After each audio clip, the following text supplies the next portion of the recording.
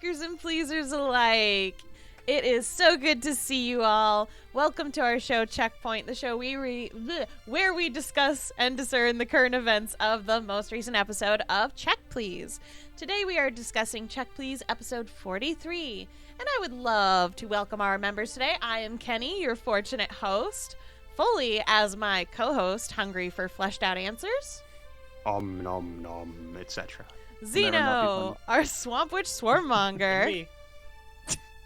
Beardy, our beloved DM daddy. Hello. And Skrewy, our rock hard holy man. Adoo! I wasn't actually sure if you were going to respond because you looked like you were zoning out there. And I was like, oh, can you hear me? I have you in the ear. I can hear you, like, piped into my brain. Yes, but can you hear us? Are you hearing us, Skrewy? Are you connecting with us, Skrewy? Are you present in this moment on this journey with us as we explore episode 43? But Just vibe. to start out, I wanted to, of course, let the audience know that if they have any questions they'd like to ask, no pressure, but they can ask it in the chat and we will respond when we are able.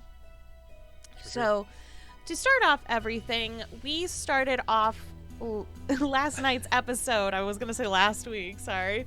Last night's episode with everyone kind of coming down from talking to Verla. Well, for the first time for the party, but in a long time for Kurla.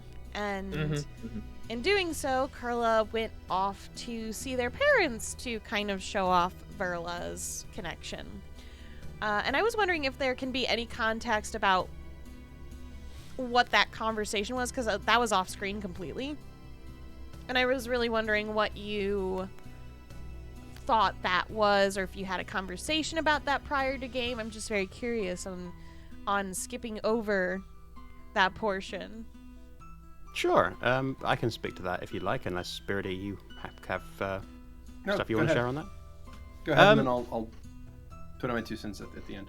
Okay. It's a conversation that Beardy and I had prior to the game, and Beardy was actually kind enough to kind of give me a choice as to where we wanted to jump in on that. My thought was, if it turns it, I wanted to have the conversation between Verla and Kurla and Samaral and Duru, but that's 4 characters, 3 of which are NPCs, all of whom would have to be handled by Beardy, which Beardy is obviously quite skilled enough to do, but I wasn't sure how, interesting that conversation would be or compelling for everyone, especially if everyone's kind of just standing around waiting for the rest of the plot to continue. And I also kind of wanted to leave it off screen and to the imagination, just because I thought that was a more interesting way of playing that. I think Kurla's going to come out of that conversation quite changed, and if necessary we can kind of flash back to it. In my mind, what happened was a lot of shock on the part of the parents, suddenly seeing their dead child, and some conversation about the situation as Kurla understands it, with what's going on with Verla and the fact they haven't moved forward. Obviously, Kurla didn't have all the information on hand that they later learned from Karis, but we'll get to that. And then probably some apologies between family members and lots of tears, and maybe some reconciliations, or at least beginnings of them. I'm leaving that up to the imagination. And Beardy, what did you think of all of that? No, I mean, you pretty much hit it spot on with what I was thinking, and that was that it's, in a lot of ways, it's better sort of left to the imagination of the viewer. And if we do need to go back and do that as a flashback scene, that's perfectly acceptable to do that way.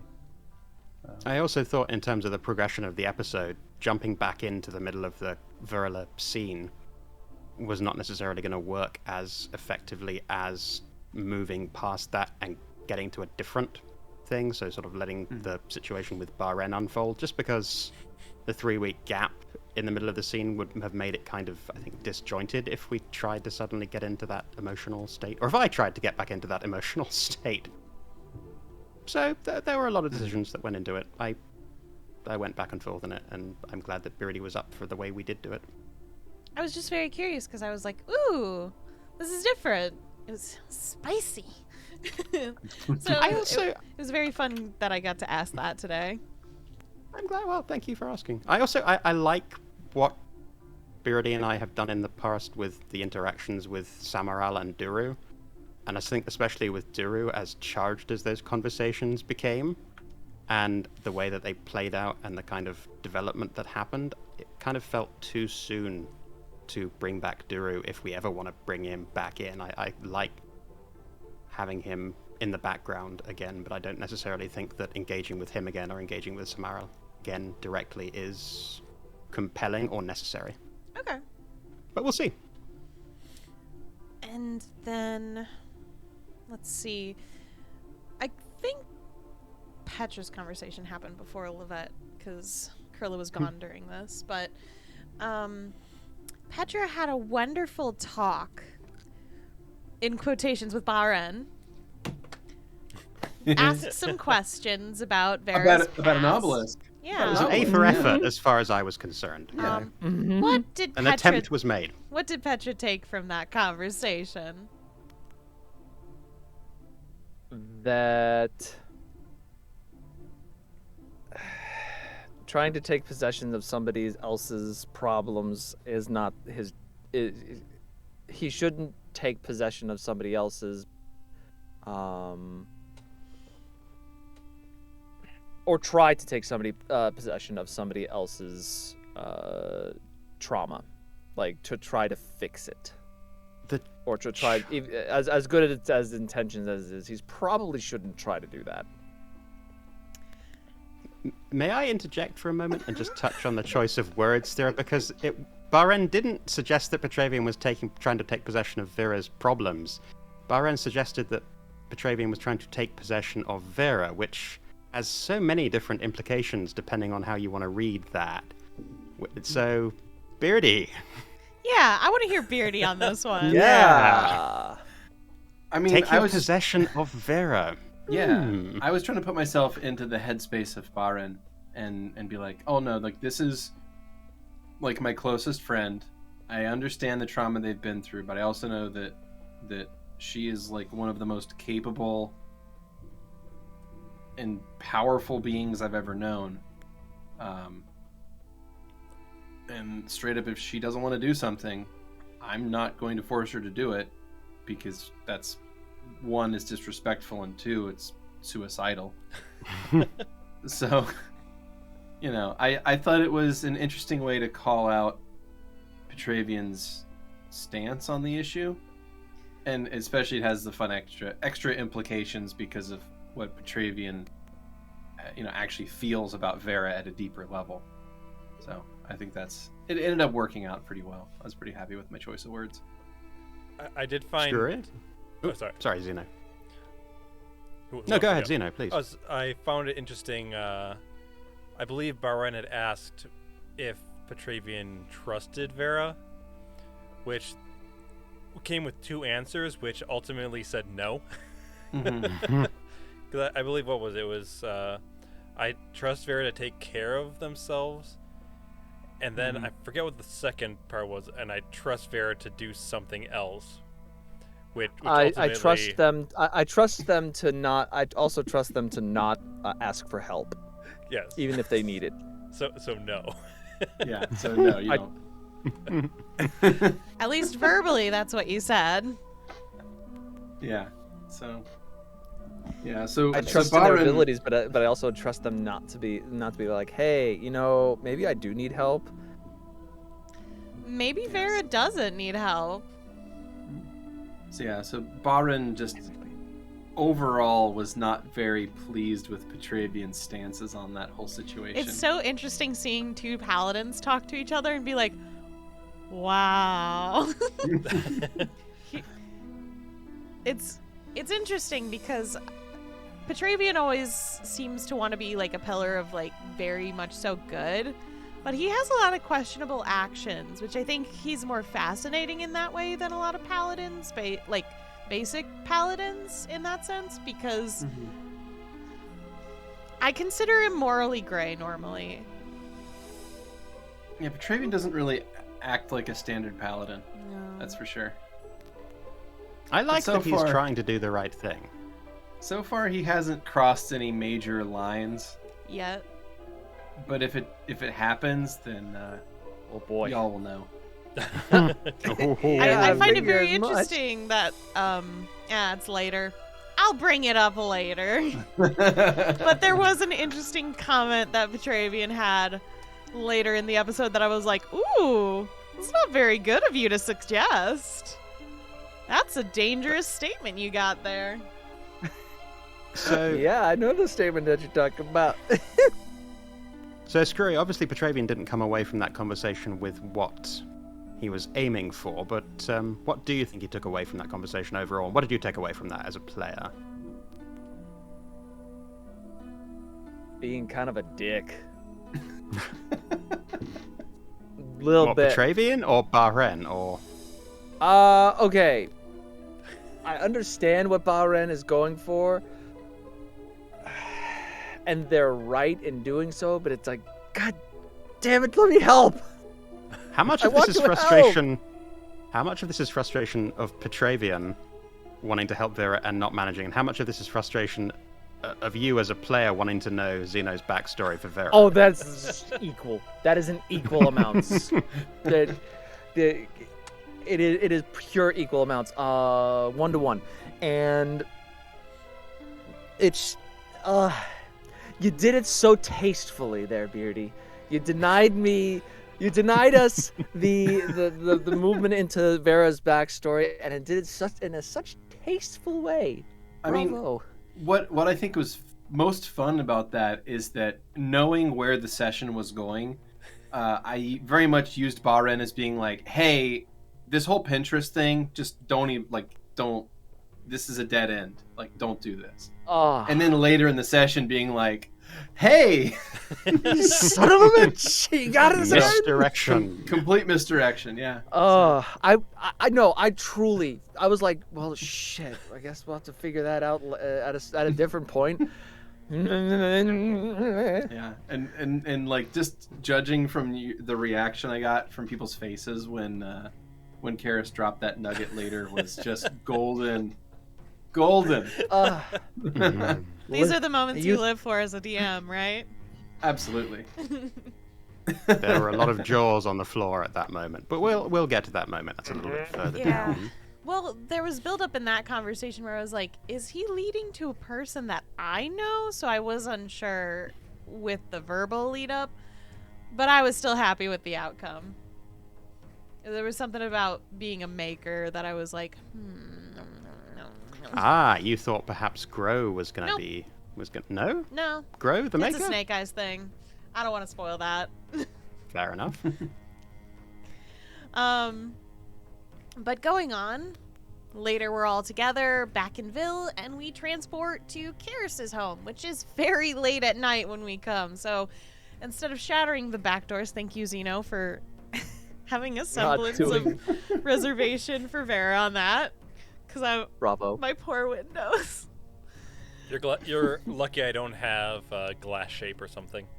Oh, God. There were a lot of opportunities for glass getting broken last night that didn't end up getting broken, but I love that it was almost a It's a bit recurring gag. So many breakable things. But you guys were able to get inside with a ring doorbell, pretty much, that Karis has set up. To pretty much, yeah, is pretty much what it was something alerted Karis that people were at the front door. I don't know what fucking thing she set up, because I'm like, I feel like this one might not be the polyhymnia thing. No, that was it's pure necromancy. Yep, there it So is. it's a dead Siri There it is. answering the question effectively. Yep. It's just like, let me just find like a dead librarian and just like animate their soul and just have them like possess the door. That'll be fine. Wow. Oh, Karis. What is Karis's alignment again, if that's ever been... Lawful neutral. Interesting. And yet, dead librarian soul as their Siri home automation system. No, I that's dig still it. in the neutral section, I'm pretty sure. Yeah, depends on, I don't know. I think we can go into that for a while. Well, the word law doesn't actually mean like laws as written sometimes. So. Oh yeah, it's whatever that person's personal. Means they got a very strict code of morality. Yeah, Holy and I don't Paris understand Petravians, but that's fine. But going on, we got inside. I loved more embellishment of the Polyhymnia home with the decorations and these firelights. I don't think the firelights were Polyhymnia either, though. Correct. I was like... That was the soul of children put into each torch. Yeah. Each torch, yeah. Wow. The kids are around some really weird shit, I feel like. I'm sure it's definitely helping their development. Look, if Soluna ends up being like a necromancer one day, I'm not actually going to be surprised. Mm-hmm. It's like, what? I learned it from Mom. Yeah. My mom is the most wonderful person ever. Sassenach bastard. That's what you think. The decor. I loved the way that you described the decor as a player. Yeah. Curler thought the decor was awful. Which I just liked having that note. I assume Xeno has seen the decor. I beg your pardon. Vera has seen the decor before, obviously, and hated it as well. Oh yeah, and Vera, every time they go to this place, will be happy to tell you that everything is too expensive and it's bullshit. Yeah, it's just overdone. Vera It's doesn't not like tasteful. ostentatious stuff. Yeah. Yeah, Stuff that's could the be word. sold and then like used to pay for so many people's like food and shelter. And bees, more bees. Bees. Yeah, you know how many bees you could get with that? Which can then be used to make more funds for the people. Mm-hmm. Eat the rich. But no, get your fancy couch. Fuck you. The couches were already there. It's been hundreds of years, Vera. Could've They sold don't It was a very- die that fast. It was a very comfy sofa to sleep on, I have to say that much. That's true. It was a comfy sofa. Yeah. Thanks for sleeping in the hallway so that the twins found you first. That made me so happy, I have to say. But 'Cause the before last time- that, Oh, sorry, go ahead. Curla went through a little walk in the backyard because they couldn't see the moon from their window. And they got to meet Kimball a bit more verbally than before. The way that I recall the episode, the last episode where we visited Garrus, we saw Kimball from a distance. I'm fairly sure that Curla has never actually interacted with Kimball before. Not Yeah, that's fair. interacted, but you guys have seen her. You've seen each other, but there was never any conversation. Yeah, I know. So- I know that we definitely saw her because they were running. The children were running away from Riz, and they ran to Kimball. at Who one was point. reading. Yes. Yeah. Mm-hmm. And then took her into the maze to kind of hide. Which I'm sure she loved. Rest in peace, Maze. Pour one out for the Maze, but we'll get to that too. No! Fuck you, Xeno! It's partially there still. It's just not a very good maze anymore. I dug that chat with Kimball because there isn't that much known about Kimball. They, as far as I'm aware, they were introduced in the sort of 5-year period between seasons 1 and season 2. We saw them in that previous episode. We know that they are the sister of Karis, and more was revealed about that connection. But yeah, I think it was really good fun to get to interact with her, not knowing their weird relationship to the dead and not knowing their weird sort of age thing. Can you clarify that actually in terms of that they aged but they're sort of reincarnated in a child's... How does that all work, Beardy? Okay, so Kimball died at like age 7? I want to say 7. Karis would have been like 10 at the time. So Kimball dies at 7, and Karis binds Kimball's soul to themselves with basically infernal magic with the tattoos, and spends the next 8 years up to the point that season 1 starts bound to Karis. Then the events of season 1 of Check Please, and then the gap between the seasons, and then about halfway or so through the gap is when Karis actually successfully resurrects Kimball.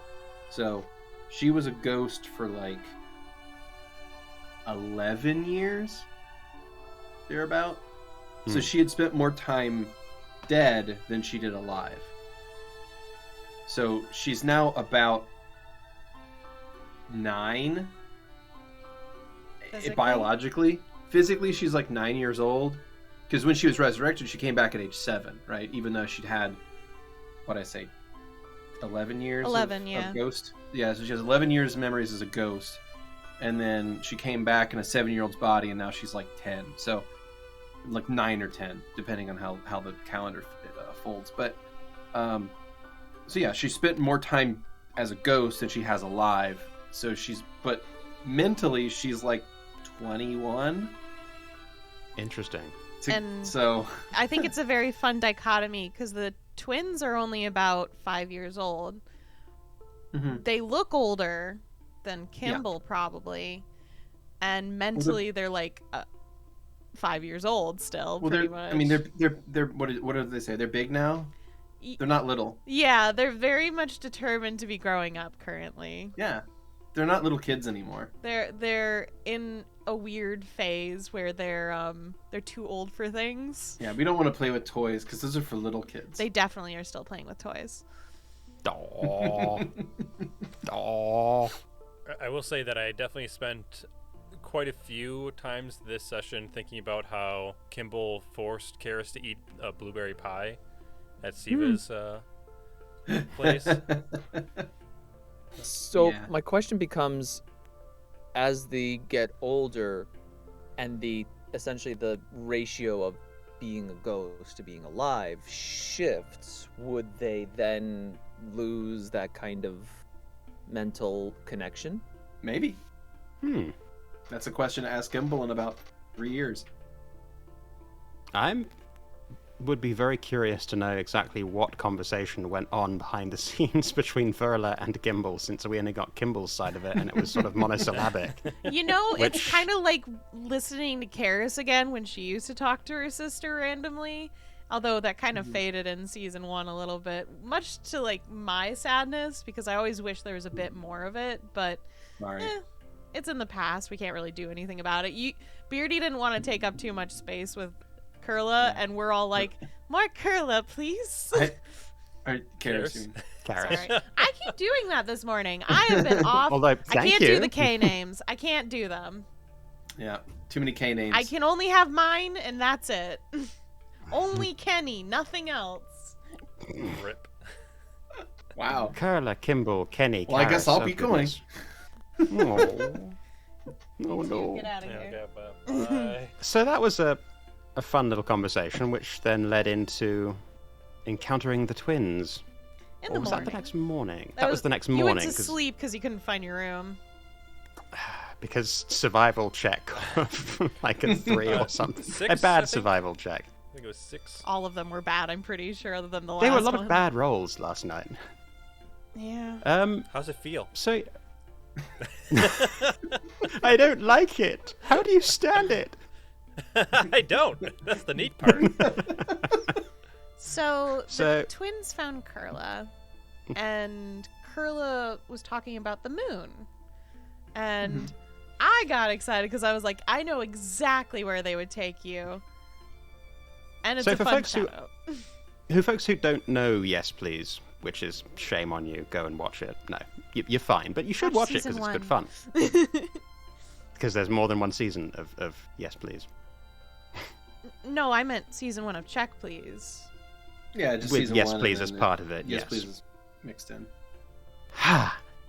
For folks who aren't familiar with that, could you explain that reference, the moon room, why it's course. one that you got excited about bringing in? Well, I mean, to go a little dirty, that's technically the first time Soul had sex with Grow in that room.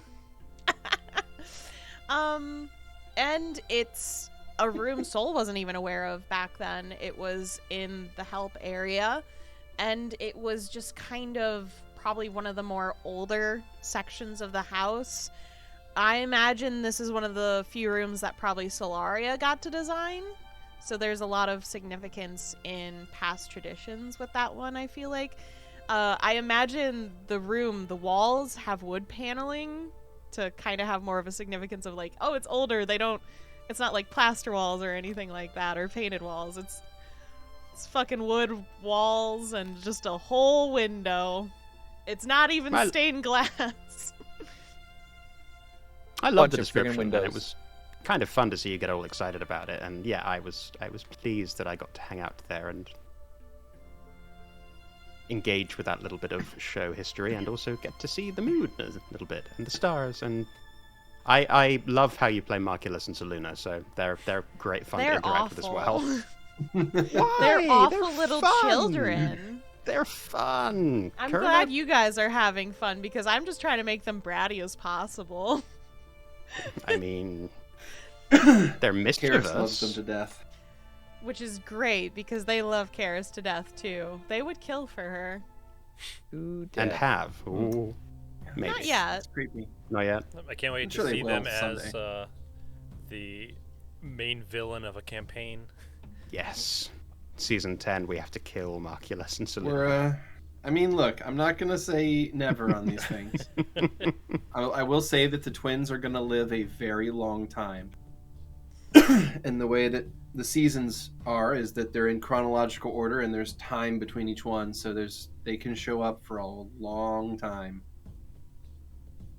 So, I hang out in the moon room for a while, make a couple of aborted attempts to leave it. Thanks to Levette, I finally do find my way back to the rest of the group. And I am curious about something. Kurla is still constantly talking about Verla liking the moon, but I'm curious if Kurla does too.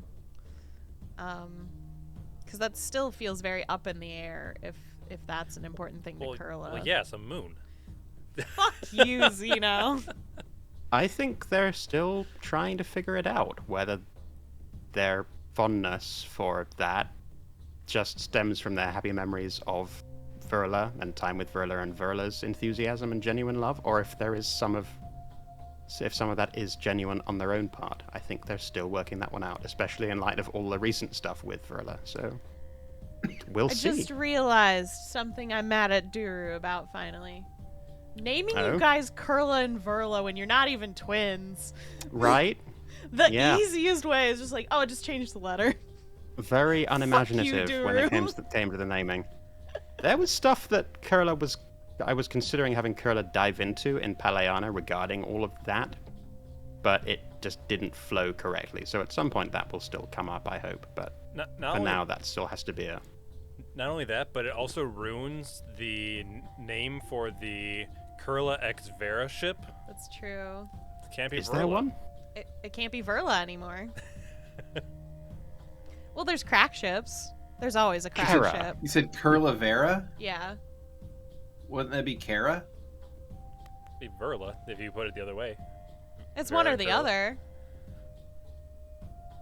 Anyway, Beardy, are you okay? Yeah, no, I'm just thinking about words.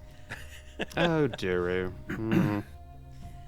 Anyway, eventually, and thank you for that question. Yeah, I hope that will get explored more. But eventually, we do all return to the foyer and talk about necro-sucky devices. Hell yeah. It's never gonna end. Yes, so that was when I got to throw out the actual clue when I was misdirecting earlier in the same session. And be like, oh man. Boom. Which, again, Yes. nicely done on that. There's the possibility of going to the Pinterest estates. Yeah, how was So how everyone's, long had you... Sorry, okay. go ahead, Xeno. Oh, I was just wondering what everyone's reaction to that was. Was it interesting, or was it just like, oh, finally? there is the thing that lets us go there. I was surprised. I was quite delighted by the way it got worked in, and my question for Beardy was going to be how long you'd been planning on that connection. But I want to hear from you, Skrewy, and as to what your reaction was when you heard that. Having been cock-blocked earlier by Baren. The new emoji in there is very, very apt. I was just sitting, oh, you son of a bitch! Yes! Oh no! And it's like conflicting emotions there because I had the realization, and now I get to see if I can take those emotions and not be an asshole with them.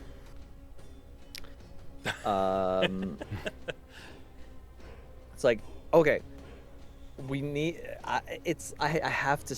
It's separating the desire to find out about Vera's backstory, and playing the character, and then trying not to have those two things intersect. I knew that Petravian was going to go because he wasn't going to leave. If it's as dangerous as Vera says it is, Petravian's not going to leave the people who go hanging out on a limb. I mean, you have Archie, obviously, but the more healers, the better. And the more damage, the combination of more healing and more damage output, the better. Just in case if that's needed. And if there's undead and spooky things, having a paladin there might be a good thing. So he is going to go no matter what. But he will feel a little bit bad. Kenny, we were just asking what the reactions were when we finally got that drop about the Pentress estates and that connection that Beardy had sort of teased and misdirected us earlier on. I saw your jaw drop, and I know you've been waiting for Vera's backstory to drop for 3 years, so that was a big moment for you. I knew it was coming at some point, because of course me and Xeno live together, so it's inescapable to find things that are subtly being planned out in the background. So I knew there was something to do with that happening at some point. I just wasn't sure when. But I was very, very excited that we're finally going. Oh my god. It's taken so long, and there's a notebook in the closet that has Vera's backstory. What if we just didn't?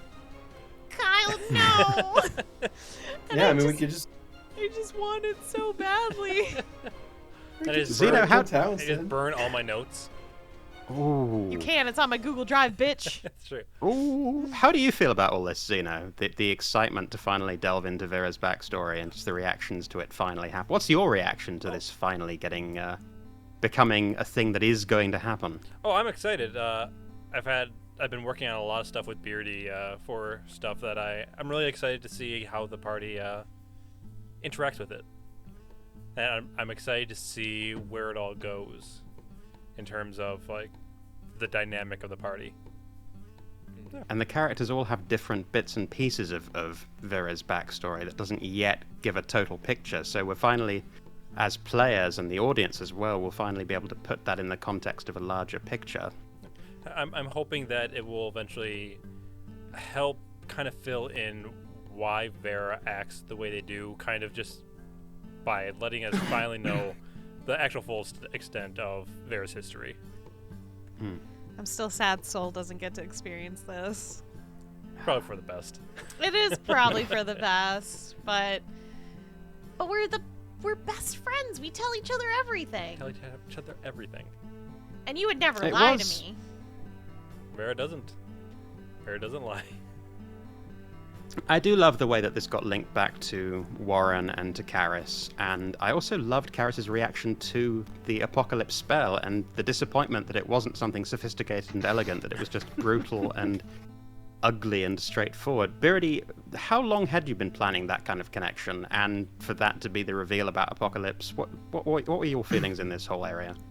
Okay, so that's two parts. The first part is how long had I been planning to link it to Pinterest, and that was probably measurable in weeks, in real time. So not a huge amount of time.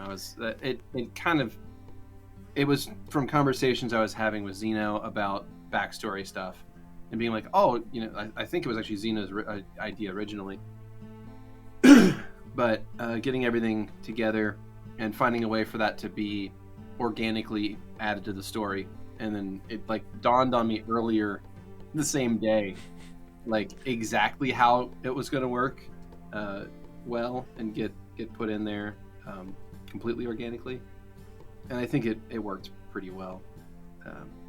The other half of that question, years, many years. I knew what Karis would think about that spell the moment I wrote out how it worked, and that was that she would have been incredibly disappointed and disgusted at the spell, because it's just so stupidly brutal, but yet effective, that she just kind of hates it. Like, it's supposed to be like the crowning achievement of necromantic energy and power, right? It's a mega spell of necromancy. This should be like the coolest, most complicated, interesting spell, and it's just a fire hose of death. Okay. It's just too simple. It's just dumb, and she hates it. It's like, good job, it worked. Hold on, no, hold on. Yeah, basically. So no, it's just it's not elegant.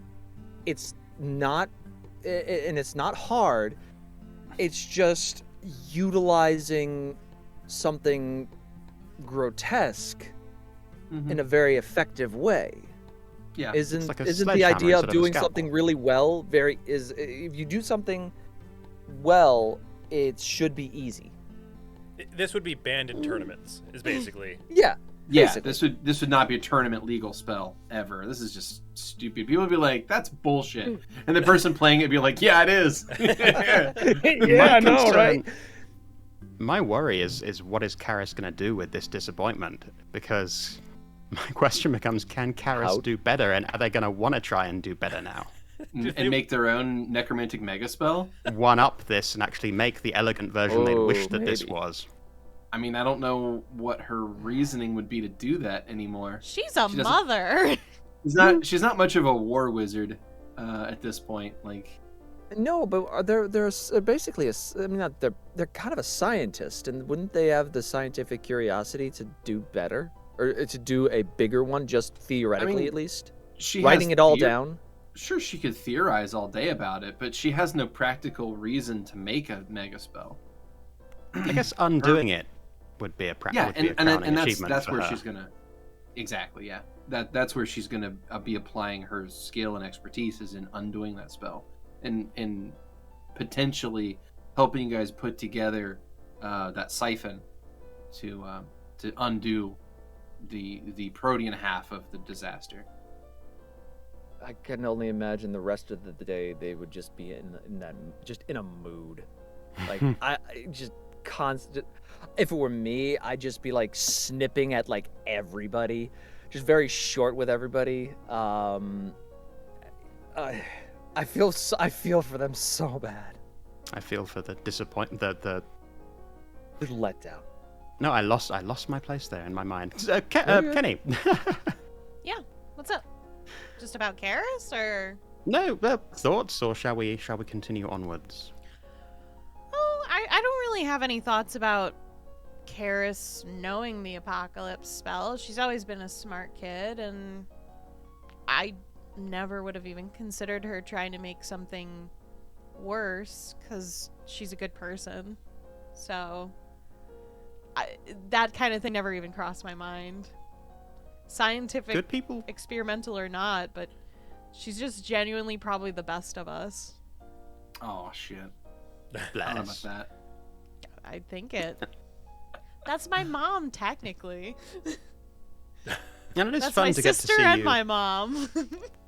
It's a complicated It's family. a very complicated family. Welcome to Alabama. It is fun, Oh. Beardy, to see you pull out the, what is it, a DMPC, GMPC? What does one call? I mean, you can call it Karis's either. I've always gone with DM instead of GM, but Mostly because dungeon mean- is cooler than game.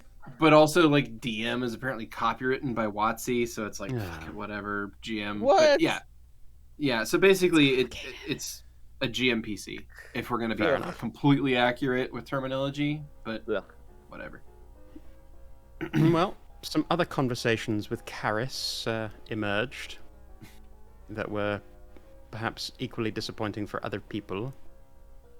You raised my hopes, Beardy, and dashed them quite expertly. Thank you for that. That I'm is- just happy my gut was right. Woo!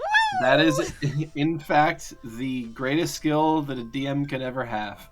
I was pleased actually, because it isn't quite what's happened in the past with Marcus, but it's also not quite, happy-go-lucky, easy, everything's going to be straightforward, which would be boring. Right. Because it's not exactly what happened with Marcus, and it's not exactly what happened with Kimball.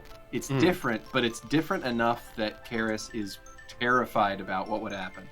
Which is a good sign that I should be terrified as a player, and Kurla knew Karis better. Kurla would probably be more terrified. My Karis instinct is is like, What's wrong? That should not work that way. Well, I mean, that's why I had Riz make note of it, because someone who's very knowledgeable in the gods, they were like, this isn't right, guys. But I also don't want to yuck people's yums and ruin a day, right? Yeah. It's also killing me not being able to say what I think about it. Because I don't think Vera would know, but I know exactly, like, what was working. So I was like... Go for it. So I was like, yeah, what do you got? Oh, no, because I was saying that it's... Whenever a Kurla eats someone, they absorb their soul, and then once they die, it all gets transported back to that which hungers. But Vera doesn't know the correlation of the eating to getting the soul aspect. They know about it going to that which hungers because of how what Kurla and Vera talked about before with like the divine blood and stuff. Now, is that the way that it's functioning, though? Because, I mean, the curse as written is the hunger is for the flesh. It hasn't really been described, I think. It's, like, been theorized in terms of the energy also transferring to that which... I mean, can you clarify that, Beardy? Oh, or is it stuff we haven't yet discovered in character? But it's an interesting theory that Xeno has. Okay. But I will not be clarifying it today. Fair enough. We'll discover it in character. I like that it's potentially setting up difficult decisions for Kurla vis-a-vis they can either help their sister move forward or rest in peace, or they can stick it to that which hungers and get their own back.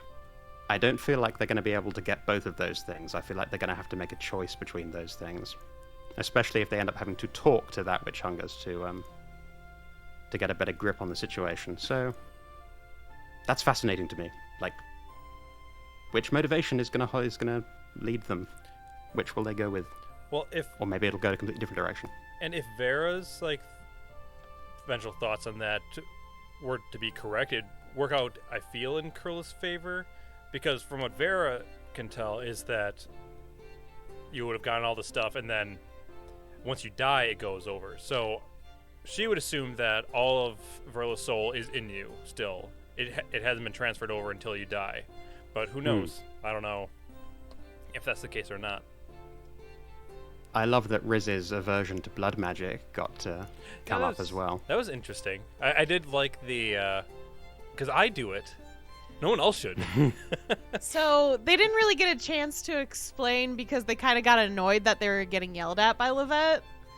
Because as soon as people like get spiffy with them, they'll like shut down a conversation because they're like, you're not worth my time to like explain this actually. In truth, they only do blood magic for ritualistic purposes for the gods. That's how they do their blood magic. They avoid it otherwise. Yeah, why is stuff okay for Riz and not for anyone else? And they don't fully have that answer other than, if I were to say this, take this with a grain of salt. I don't think they think this way, but it's the easiest way I can explain it is they're better than you. Which is kind of why Kurla asked the question. But they didn't know how to explain that, and they're like, that's not the way I want to explain it either. Good scrub. But even then, from what I can tell from what you said there, is that Riz doesn't use advanced blood magic. No. Just like Vera's is even maybe a bit more advanced just because of how it goes. But and she doesn't use it because it's dangerous, it's powerful, and it's just kind of egregious. And I think Riz understands blood magic in that same exact way, where they understand how to use it, and they probably could, but they don't want to. And I am interested if that's going to come up at all with anyone being like, so, blood magic, huh, Vera? Didn't you not like that last time? I mean, if you ever do get to contacting Soul, I am curious how that conversation will go. Yeah, it might take bit, especially after this Yeah. session. I think Vera's not in a great place. It's the best time to call your best friend and bitch about things, though. Oh, Yeah. Yeah. While we're all off at the Penders Estates, you should give them a call. everyone's in my backstory. Poor Vera's not in a good Everyone place. but And What? And I'm not poor there? Vera's not. Oh, And man. then the soul shows up. Hey guys, I'm the next party member. They wouldn't have been able to come, but I wish. Yeah, Vera not in a good place, and Kurla trying to help them, and then not getting particularly far because Kurla's not going to push in the same way that others will push. And then Levette attempting to talk to Vera. I thought that conversation was really sweet. Yeah, it went very well. What? Why are you making that face? Did you not like Levette's conversation, Skrewy? I think no, that was a stretch. I'm like, Oh. I'm just thinking ahead a couple steps. One step. What, to Petravian's Uh-huh. attempt? Which is, I enjoy in our question sheet, it's the Petravian attempt, ... Sounds like a film title, like some sort It of is. espionage thriller. Petravian Yeah. Oh shit. The French Copyright connection, that. the Petravian attempt. The trailer opens with this shot of a burned down maze. But first it was nice Levette had apologized at the beginning for what she had done in the Steam Isles, which Yeah, is the thing That was a great step. Mhm. Yeah, that was good. Yeah. I was reaching back to the deep past and apologizing for something that Levette obviously feels guilty about. So that's pretty wild. But I also think saying like that she doesn't think she could ever go back, which is also pretty interesting.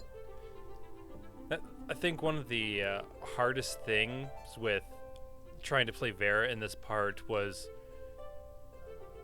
because Vera doesn't lie, like almost ever.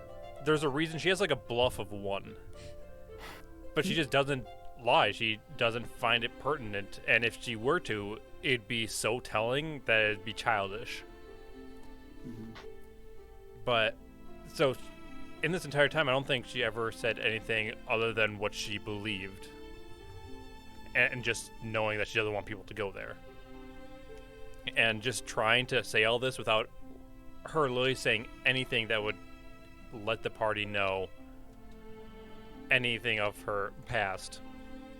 It's a bit harder because now she just doesn't want to talk about it, and she's spent her entire life not talking about it.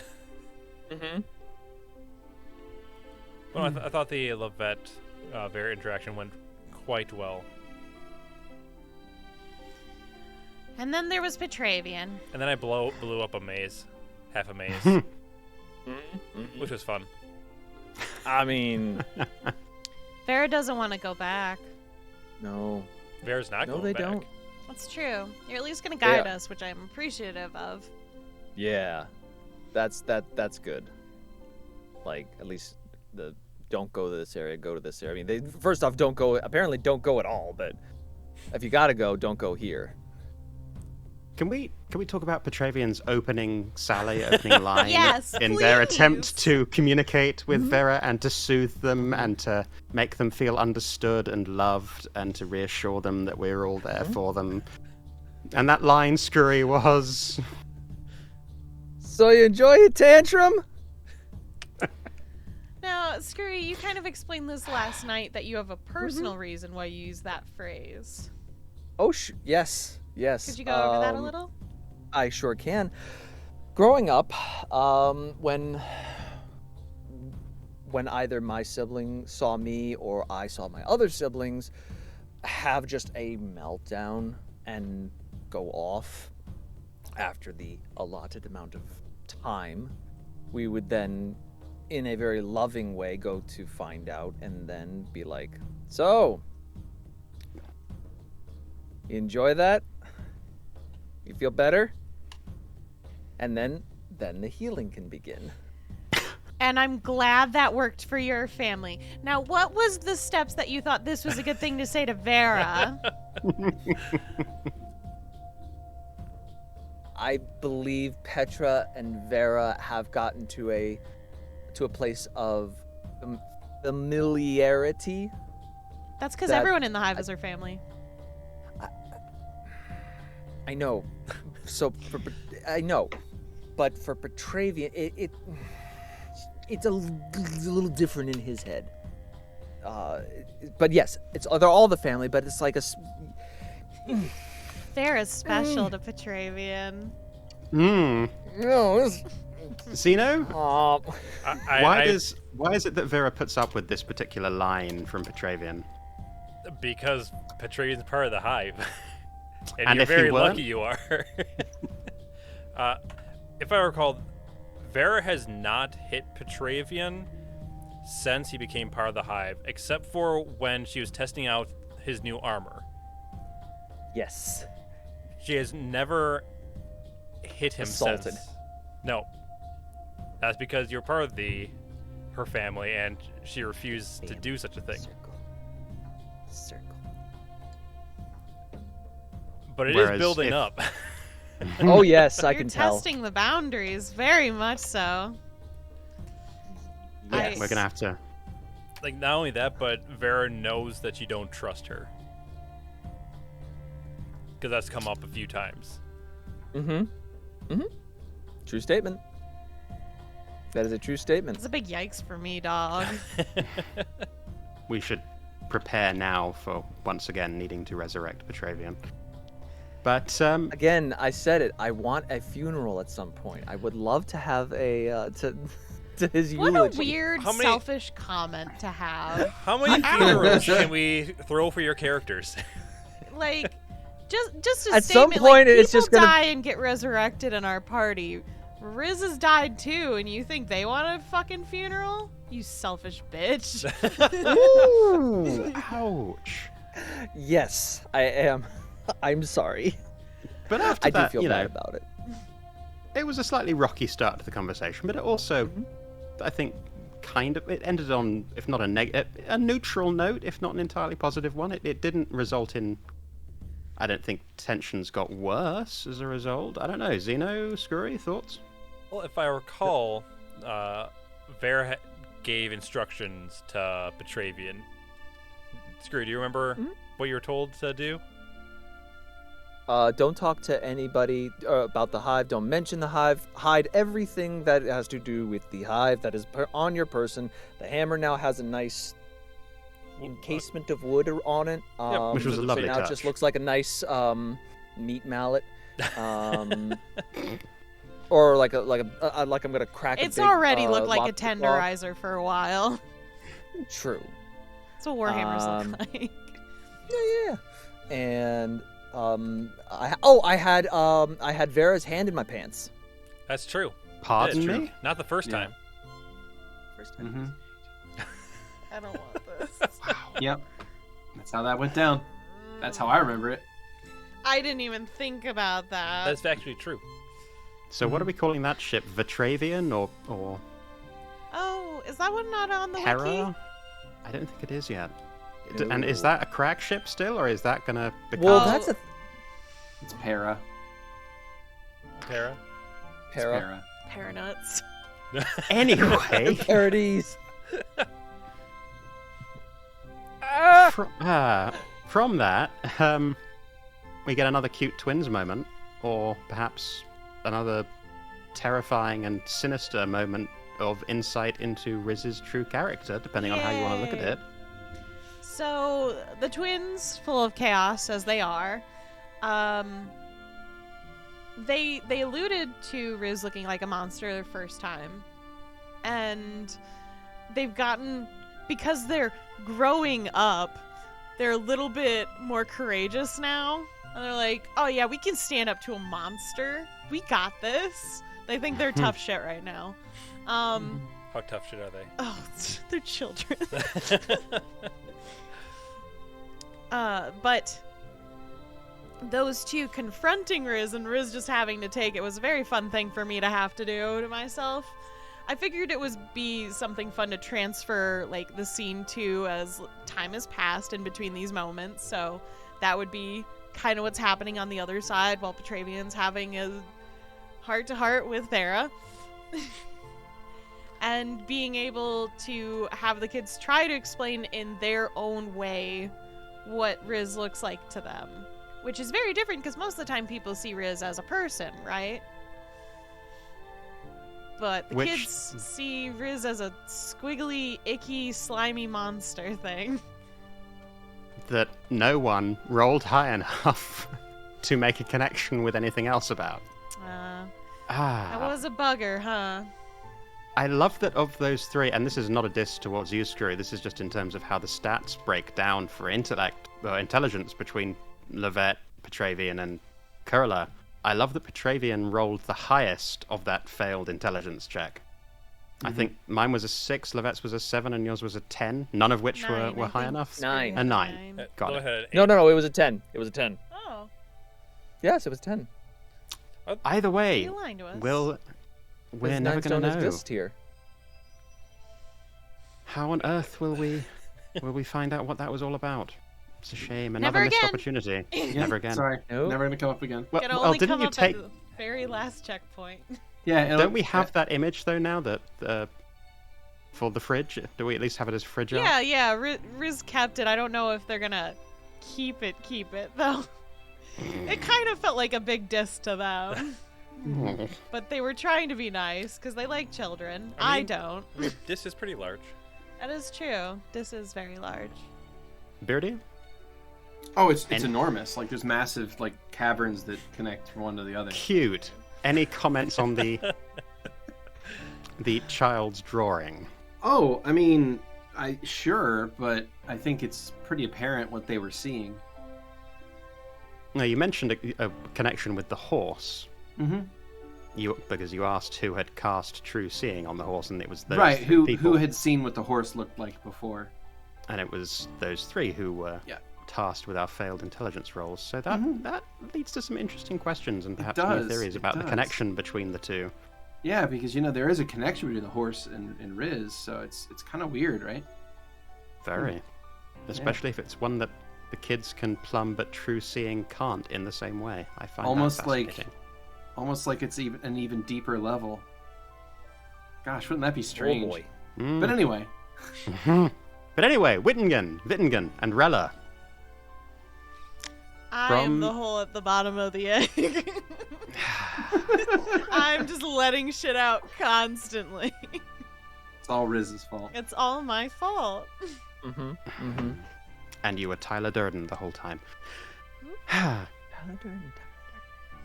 Spoiler thing. Don't even worry. Oh, okay. 15, 16-year-old move. Jesus, no longer. Yeah, I Longer know. than We're that, old, buddy. Screwy. Anyway, We're old. Wittingen, Rella, from Praesidium. Did I say it correctly, Nope. Kenny? No. We'll get there Presidium. eventually. Praesidium. Nope. No, not pray. Presidium. Hey. Presidium. Presidium. Mother. At least he didn't say Persidium. I want to pronounce it in the Latin way. But anyway, from there we teleported to Wittingen and had a word with the embezzler. Rella, sorry. Oh. I still say Rella's embezzling. Be funny, wouldn't it? Riz was actually a little hurt by the interaction because they were asked to help. Then just was tasked to make tea. It Yeah. was a bit of a sore spot for them. Like, hey, you want to help me do accounting? Oh yeah, I'm great at accounting. Hey, make some tea. Anyway, so Rella. It was rough for Riz because they're like, oh, okay. It doesn't matter. People don't matter. I'm still right. I'm And still better right. than everyone. Friendships don't actually matter still. It's a constantly proven fact. Oh, Riz is awesome. They They certainly think so. issues.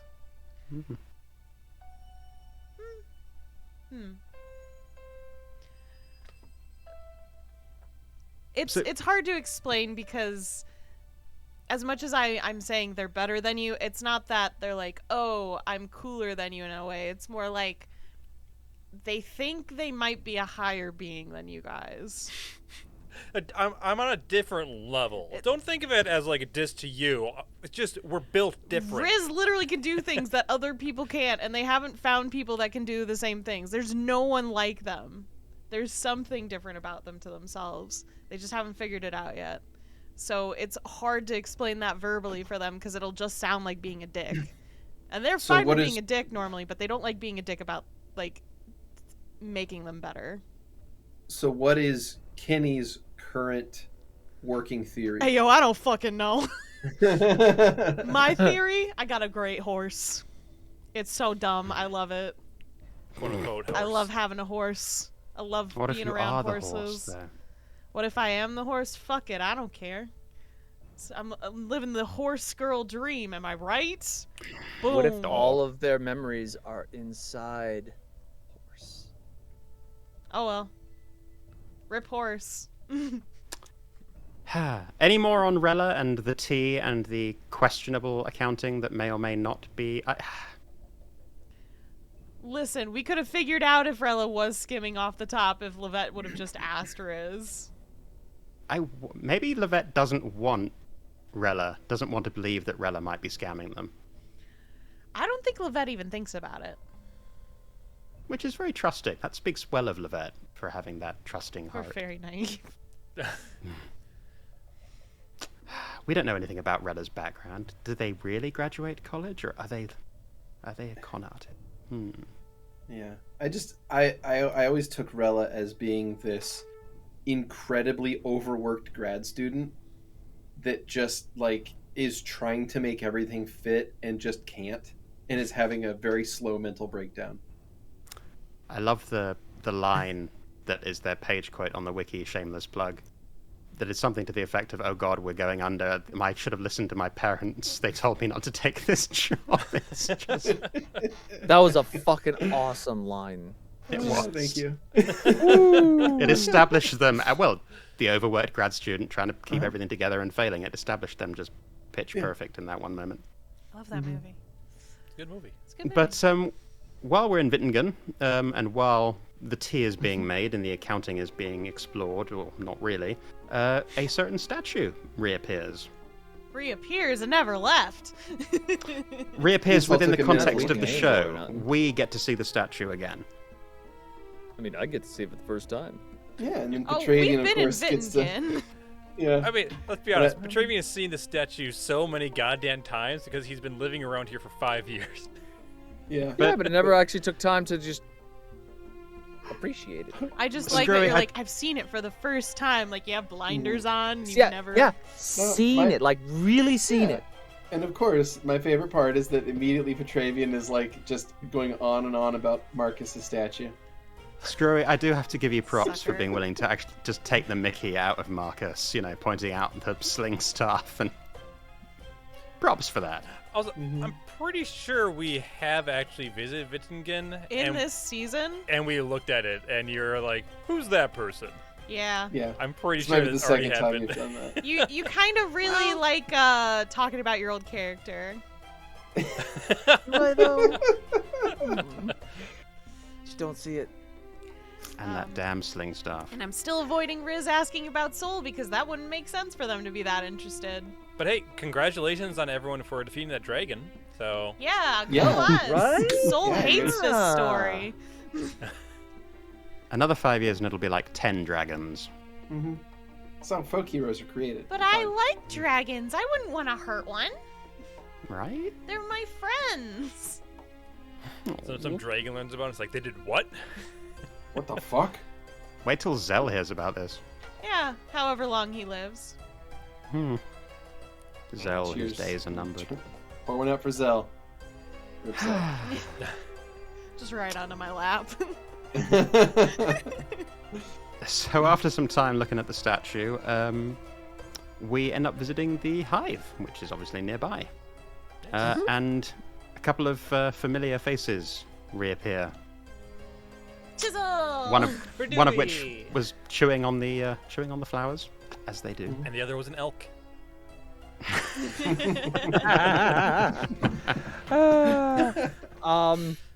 So I really love that. I want to believe that that's where he, like, not teleports, but that essentially that's where he respawns until he is called upon again. And I want to His believe respawn. that. It's This like I respawn get too point. far away, disappears, respawns back at the hive. And oh shit, oh no, it happened upon the spouse and child. Oh no. How many times have you torn Chisel from the loving embrace of his family? Shame. Also, better The not. answer's Better, every time. You better hope Rip that my testicles when that doe kicks me right in them. Also, better hope that none of the hunters at the hive catch Chisel's wife.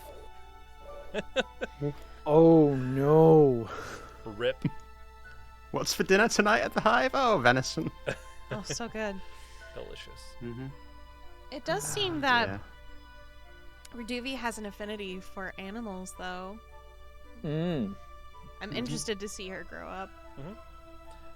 And Also, with time marching forward, it's certainly a possibility. also she now has a hammer. Yeah,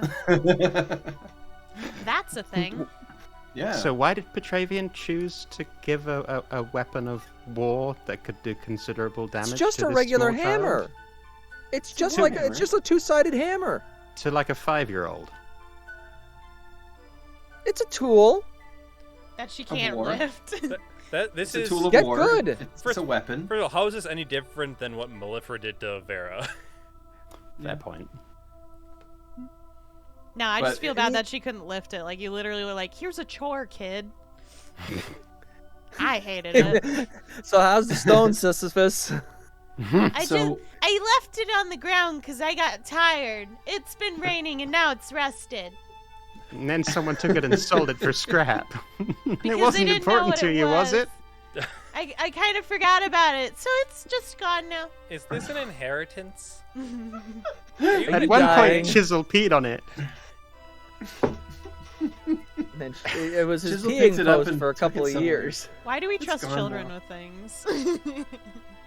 So it Yeah. actually makes me kind of wonder that in the future, if Reduvi is going to take inspiration both from Petravian and Vera, and that's going to like influence that character's like overall style and class in the future. Yeah, very well like, might.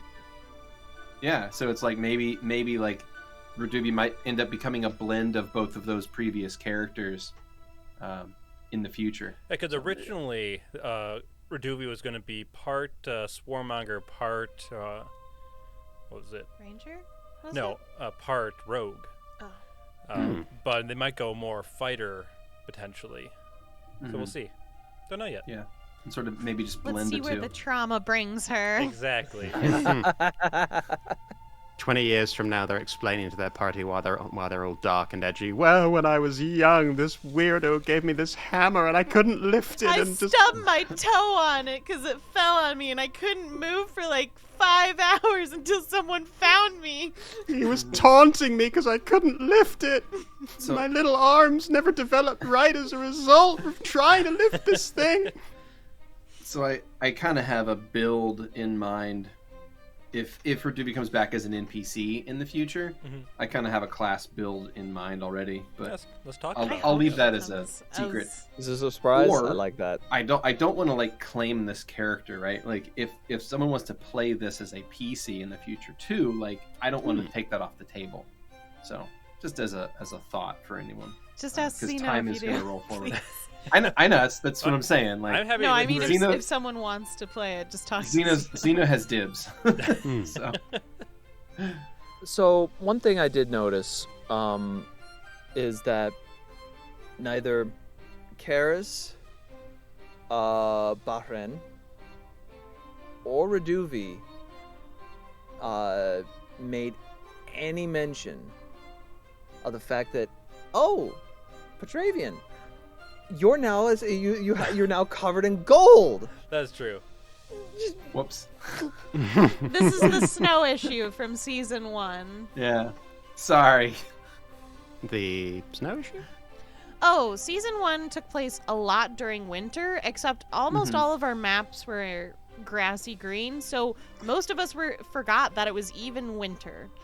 Yep. So That's true. Gotcha. I had to go back for the videos and start adding snow in a little too late, kind of in the 60s, because we were talking about it in the game, and I was like, it's fucking winter?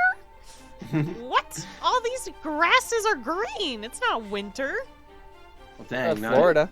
Now I feel like I definitely missed some opportunities of having like Karis freak out a little bit at how Petra got fucked up. Didn't you like, hand oh, wave shit. the weather situation? But also, if you want there to be a reaction, make sure to mention it. True. It would have. For me, it would have felt forced, and I didn't want to. That's a like valid be like, point. look at me, look at me. I have a lot of moving parts, so if I Exactly. miss a thing, like it's not a dick move to remind me. Just so you know. And you can message it instead of Yeah. saying it verbally, so it doesn't seem that awkward. Yeah, like you can Discord direct message me in the game. There was so much going on. I did not want to pull the That's spotlight right. to You were myself. too busy bothering Vera by asking her if she was done with her tantrum. Got it. Yeah. What do I say when first? the article gets written for it? What can I It'll be the say page first? How header do I quote. start this conversation the best and most precise way possible to let Vera know that I'm there for her and I care? Hey, bitch. No. Not bitch. Workshop this. Gotta workshop this. What's less worse than that? Tantrum. That'll be good. That'll get her right here. That's it. That's the ticket to a woman's heart. You know, I actually thought of a few different ways to enter. I really did think of a few ways to Let's enter hear 'em. into that I wanna hear 'em. conversation. You're gonna put me on the spot. Yes. One of them was trying to remember the last night. I have a couple. Vera, I love what you did to the place. Little nicer. I would have gone over better. I think. I do like that one. I like that one too, honestly. It would have love what you did to the place. I'm not sure how Karis would feel, or Soul. No, it was I don't know how Soul would feel, but Oh. Don't bring me into this, bitch. No. I'll have to try to remember them and I'll message. But that was the one that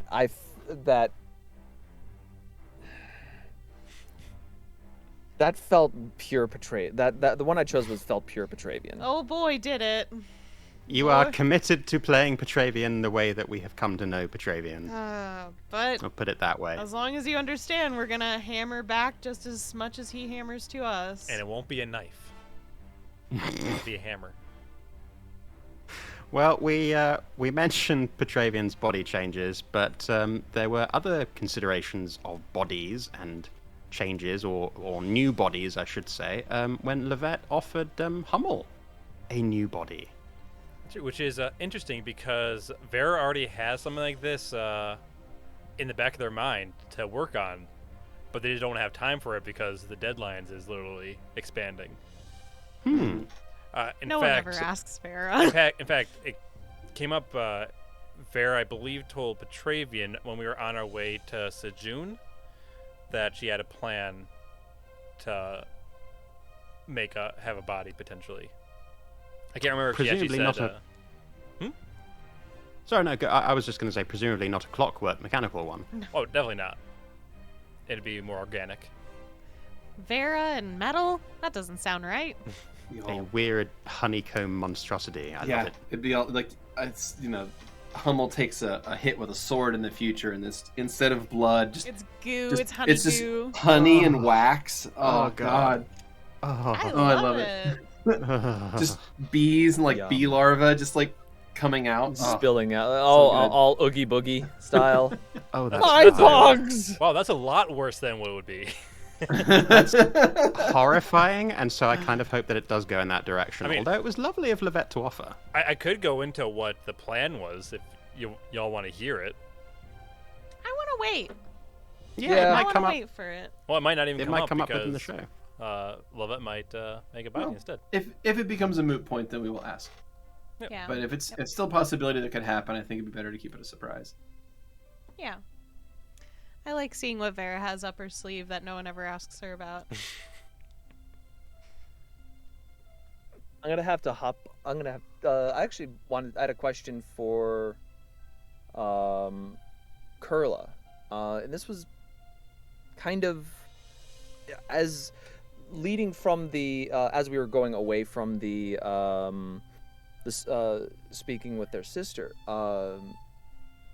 with the spell Speak with Soul. So the way it works, if I recall, it has to be where the person died, correct? She is.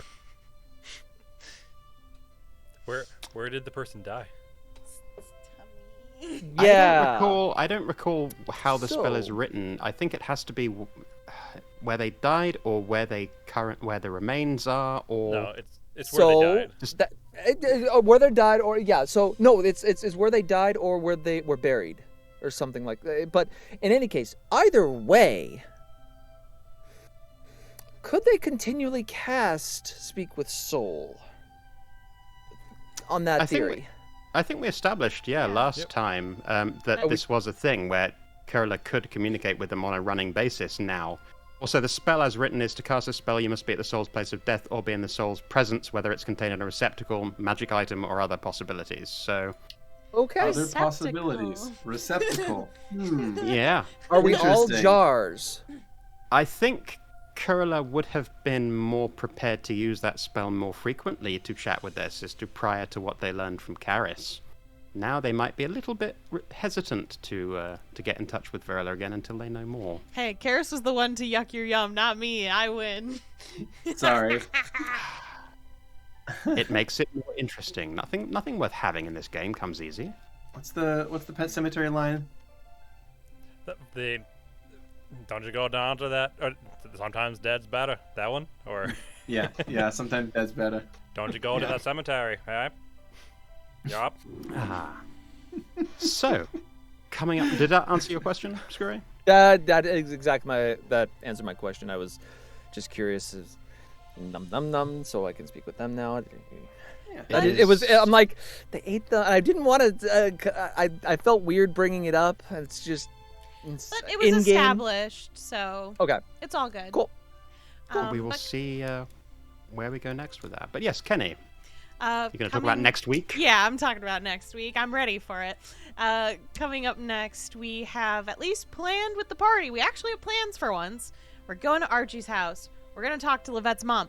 I am so excited for this scene. That's true. Oh my god! It's going to be probably one of the better reasons to talk to Levette's mom. I because know, we have right? an active reason. Like, I've wanted to talk to Lilith for a while, but there had literally been no reason to. And now we have a reason. Well, yeah, You'd wanted to as season. a player, or you wanted Riz to talk to them? Keni. Oh, well, I just you- wanted her you- in the season. She was still a very important part to Levette, and it felt like she was getting almost shafted by Levette sometimes based on how she was talking about her mom not being the same person, which is a really rough thing to hear because I'm like, girl, she's just cursed. Leave her alone. It feels like Levette's almost like disgusted to have her mom be the way she is. Yeah. Yeah, a little bit of shame. That's how I read it as well. If Graham were here, he could obviously speak to whether or not that's an accurate interpretation. But Unfortunately, Grim will not be able to join us for checkpoints anymore, so I miss you, buddy. yeah, shout out to Graham and to Levette. Zindarhis Mikini Budwin Zinomish Engineer. But yeah, I'm looking forward to next week too, because we get to chat with Lilith, and then the Pentress Estates. Oh my god, more Vera backstory. I have a lot of work to do. Let me know what you need help with, yo. Yeah, I will. Don't worry. So, we're going to be going there next session, and I am very ready. But that's pretty much it for us today. So, I wanted to thank all of our party members for coming. If anyone wanted to ask questions, now's the time. But we are heading out for the night. We will see you all Saturday, 8 p.m. Central. I wanted to say my time, sorry. And we will see you on the next adventure. So we hope you all roll with us next time, okay? You got Goodbye, everyone. Take care, y'all. it. Bye. Bye. Oh,